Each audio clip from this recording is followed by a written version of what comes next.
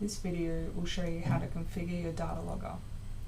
Open the LogTag Analyzer software and select LogTag in the top left-hand corner.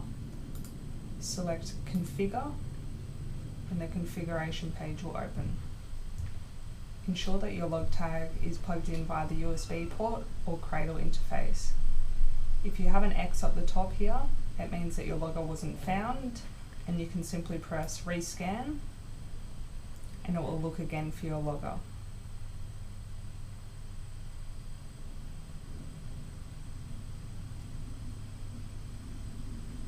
As you can see, I've got 2 green ticks, so it's been found, and now we're on the configuration page. So now you're required to enter in the specifications that you want the logger to be configured to. First up is the description. Type in pullpack logger. This can be anything you want and will be displayed on the graph when downloaded. You can also configure a password to download the logger or when you're configuring the logger. The next setting is the logging parameters. You have 2 options, a date time start or a push button start. The date time start allows you to specify a day and time that you wish the logger to start.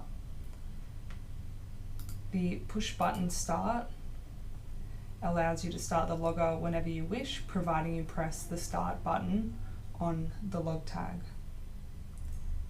The push button start will also allow you to have pre-start logging enabled. This will ensure that if someone forgets to press the start button, that data will be recorded in the background. So let's configure this logger to a push button start with pre-start logging enabled. Now the next 2 options I have is to either have the data record continuously and it will overwrite the oldest memory once full. So once it gets to the end of its memory, it will then start writing over the first initial data that was recorded.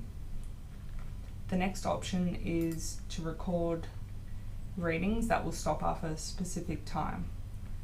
So you've got recordings that will span at least 11 days. Now this number will change with the duration of the intervals that we set this logger to.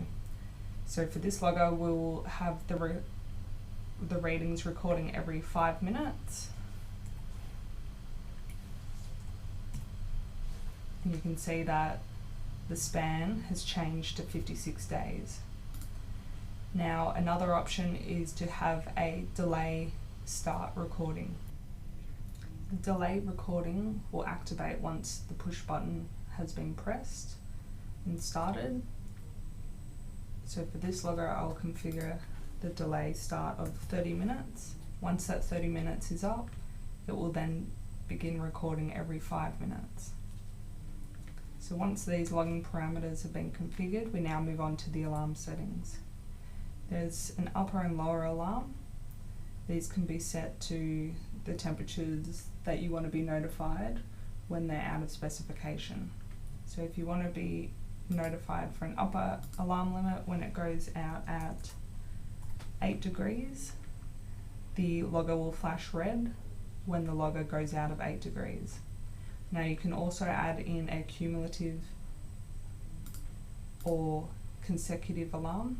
So this will mean that after 2 consecutive readings, so after 10 minutes, the logger will display a red flashing light.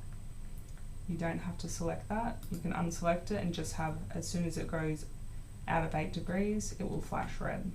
Now the same applies for the lower limit. If we were to select the lower limit as 2 degrees, it will go out and flash red once it's below 2 degrees, or you can select the consecutive or cumulative alarms again. You can also add in further upper and lower limits, and they will display red as well once they're out of there. Now once you're happy with the settings, we can press Configure.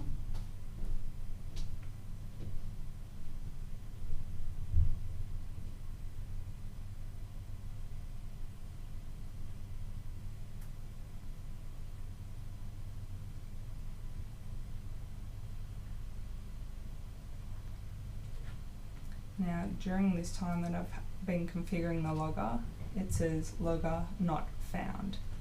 Now what I can do is press repeat configuration, and you can see now that it has found the logger that I've got plugged in and the serial number. This will happen for a number of different reasons. If you press repeat configuration, it will configure to the exact settings that we've just done, and you can unplug the logger and it's now ready to use. Now if you have additional loggers that you would like to configure to the exact same settings, you can unplug the current logger, plug in the new one, and press repeat configuration again, and ensure that this serial number changes here.